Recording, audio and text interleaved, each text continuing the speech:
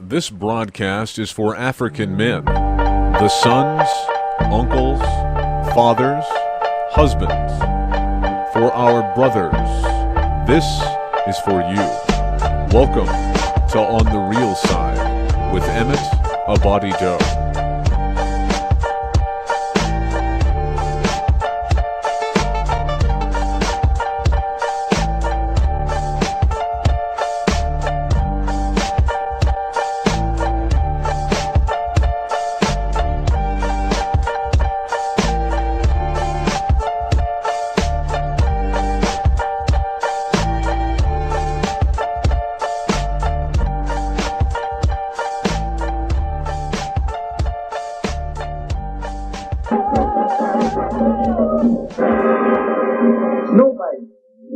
Of the house.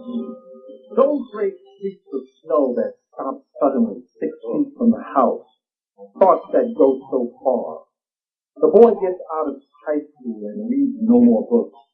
The son stops calling home.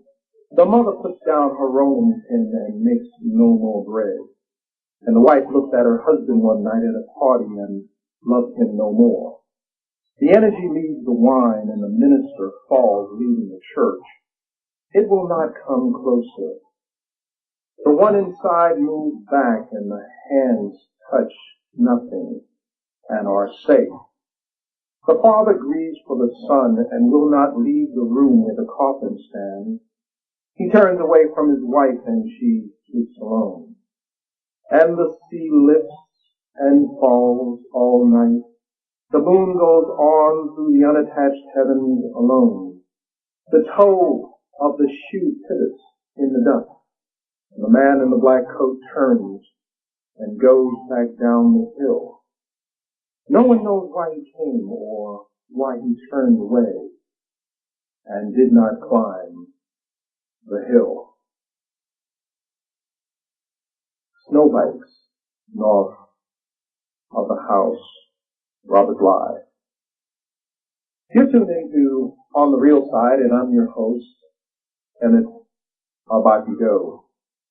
And in a little while, we're going to talk about the pain that men and males experience by society, and how and why men can't feel, and why we have such difficulty getting in touch with that part of our humanity. 5 men's issues that are no laughing matter. Men as fathers and role models. There's been a lot of talk about family values recently, but the status of the father in our culture remains unstable and undefined. What is the father's role in questions of abortion, divorce, child custody settlement, and so-called visitation agreements? Should joint custody be the law of the land? And how do we incorporate men into children's lives in their earliest years, from preschool through high school, so that young men can learn about manhood from older men? What is the effect of poverty and the welfare system on the standing of fathers as role models in the community? Sexual harassment and date rape. We are living in a time in which a kiss is definitely not just a kiss, especially in the workplace and on Capitol Hill. What is a fair and workable definition of sexual harassment? Can it be applied retroactively? If a man and a woman go into a room and something happens, but there are no witnesses and there is no evidence to support the claim of either side, who makes the call? Jobs and careers.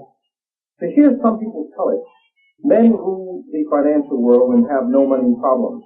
But the argument and statistics we have said about the male monopoly are loaded and inaccurate, and we know it. The steep decline in family income over the last 20 years, the loss of unionized and middle management jobs, and the emphasis on affirmative action for women in hiring all have affected the male unemployment rate dramatically. Who will represent us in these economic debates, and who will speak for us in political campaigns? Male health and longevity. A difficult topic for men to consider, since we have been raised to be stoic and full of denial about our physical well-being. But the fact is, we die earlier than our female peers. We have more serious illnesses brought on by self-destructive behavior, and we are still targeted exclusively by the selective service system for the military draft. Our lives are considered expendable. Look at the fatalities in the workplace. suicide rates and male homicide rates, and you get some sense of the fragility of male life. The fifth men's issue that's no laughing matter. Male bashing. Most of us know the meaning of the word misogyny, hatred of women and femininity. But there's another word we need to know. A word that is not found in most dictionaries. The word is misandry, and refers to a hatred of men and masculinity. From TV sitcoms to movies to books to advertisements to political speeches, there's a steady drumbeat of anti-male rhetoric and sentiment, and it comes from both men and women. The politically correct take on the American male has been that he doesn't get it, that he's a slob by definition, that he is clumsy and dull-witted and hopeless, and that he is a natural object for mockery. And if you don't agree with all that, then you are a misogynist. Of all the items listed here, this one is the most important until such time as masculinity is perceived to be a positive quality and men are considered honorable and valuable citizens of this republic. Ours will remain a bitter culture for the fathers and brothers and sons of America. It's the Baber. Editor's note: when spell checking this story, I discovered that my computer's dictionary contained the word misogyny, but knew nothing about misandry. One of the very recent, and in today's paper, example of male bashing that goes on in this country. And again, as I have said many, many times, that white males tolerate, and white society tolerates male bashing when it's disguised by placing a person of color in that role, not realizing that the family system and family values are being destroyed as a result of this male bashing that is affecting all men. And the moon situation is really a tragedy that the state, that some bureaucrat, some headline grabber takes a very sad circumstance of a domestic matter, of a domestic nature, and uses it to catapult his name to the headline. And assert the state's right to subpoena the wife and to subpoena the son against their will to testify against the husband and against and to violate the child of both of them by bringing them into the arena of the judicial system, all because the law somehow has been offended. It's almost like a statutory rape, that it doesn't make any difference whether the girl is a crow or not. The fact is that chronologically she is below a legal age, and it's the book that is upheld, not anything else. And here we have a tragic circumstance that's being used to abuse again another prominent man of color. And I keep saying, I mean, this is like when is this going to stop? Because when Dan Pastorini killed that kid on the lake, up there in a boating accident when he was drunk, I mean, there was nothing done. I mean, there was nothing done by the state. They were, and all the actors and politicians, et cetera, that are white males, that have done ridiculous things.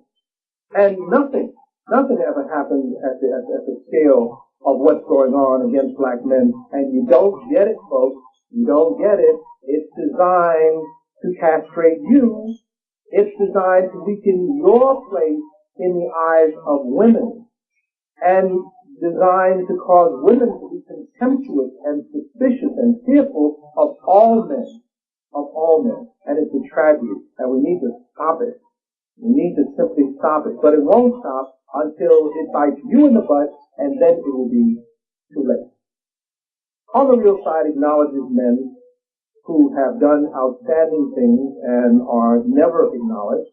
And we want to honor the following categories of men. And more, the list is growing because I'm identifying more and more men who are the unsung heroes of our society. The heroes, men who are single dads, that's still top of my list.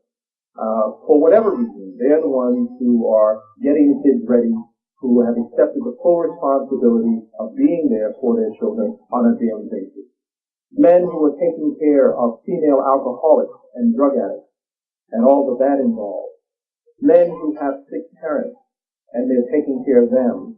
Men who have an ill spouse and take care of that person too because they love them and they haven't abandoned them. Men who don't know where their children are. Men who didn't get much sleep last night because they worked on a second job or they were working on their wife or children or girlfriend's car so that they could make it to work this morning.